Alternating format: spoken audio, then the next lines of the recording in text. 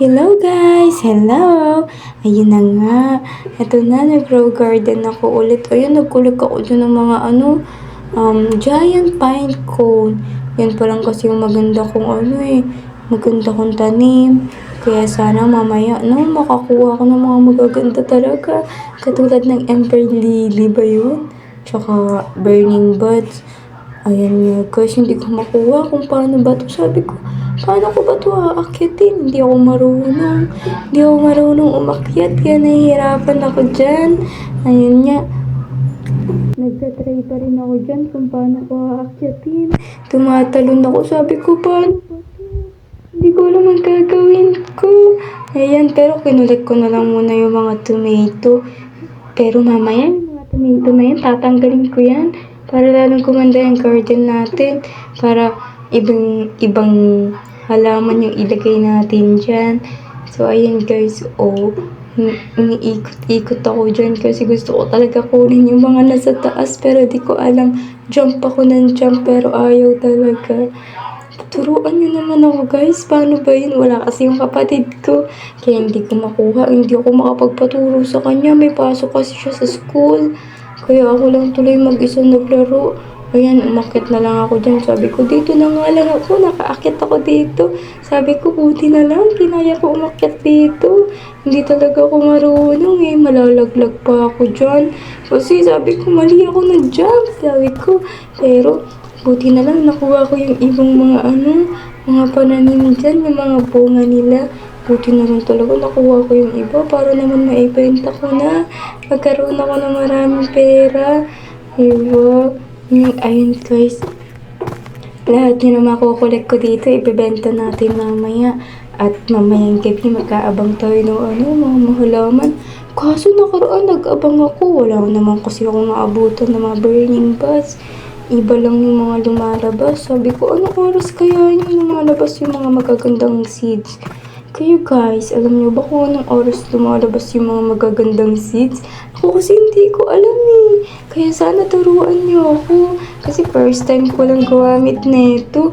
Pangatlong araw ko pa lang. Tapos wala pa yung kapatid ko. Kaya hindi ko alam talaga.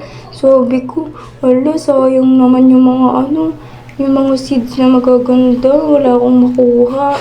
Tapos na nga ako mag-collect dyan. Kaya gusto ko malaman magkano kayo ito ibibenta yung mga na-collect ko. Kaya inisa-isa ko muna para alam ko kung magkano ba. Inuna ko nga yung dragon fruit. Tinanong ko, magkano po ito? Ayun na nga, ang sabi. Ang sabi dyan. Ay, sandali. I-check ko. Yun na nga, 8,874 nga lang daw. Pero sabi ko, sige na nga, ibibenta ko na. Ito rin, tinanong ko rin yung tomato. Sabi ko, kahit konti, ibibenta ko na rin. Lahat ng mga sa backpack ko, pinenta ko na lahat.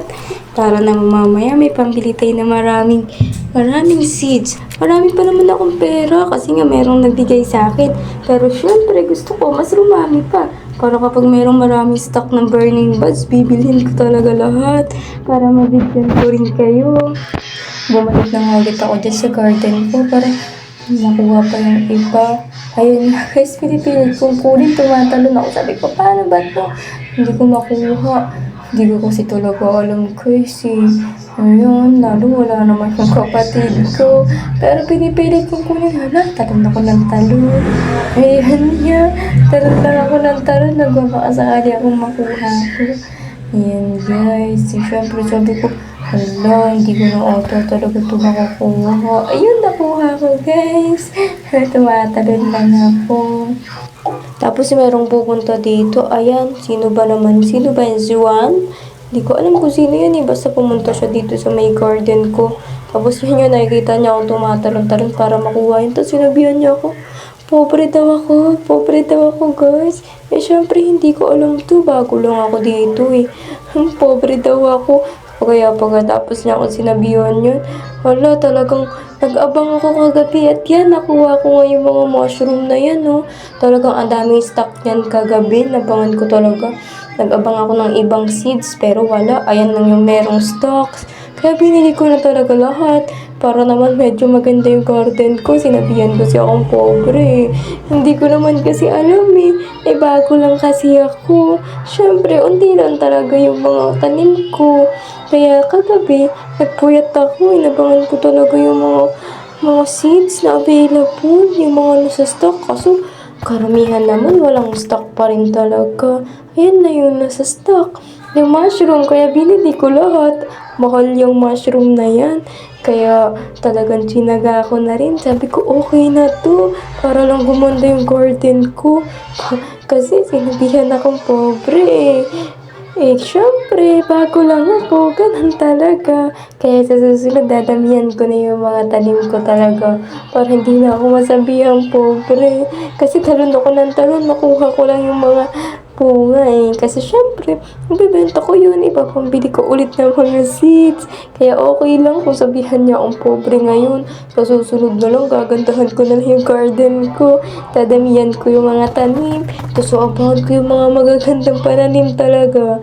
Para mas lalong gumanda yung garden ko. Kaya ayun guys, thank you so much sa panonood.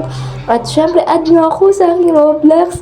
Ang pangalan ko dun, Luffy021418. Para naman kahit papaano makapagbigayan tayo ng mga pananim natin. Kaya, yun guys, pinenta ko nga yung mga nakolek ko dyan kanina. Umabot rin yun ng 3 million. Kaya, tuwan-tuwa ako. Ayun guys, thank you so much sa panonood. Sana ay mag-subscribe kayo sa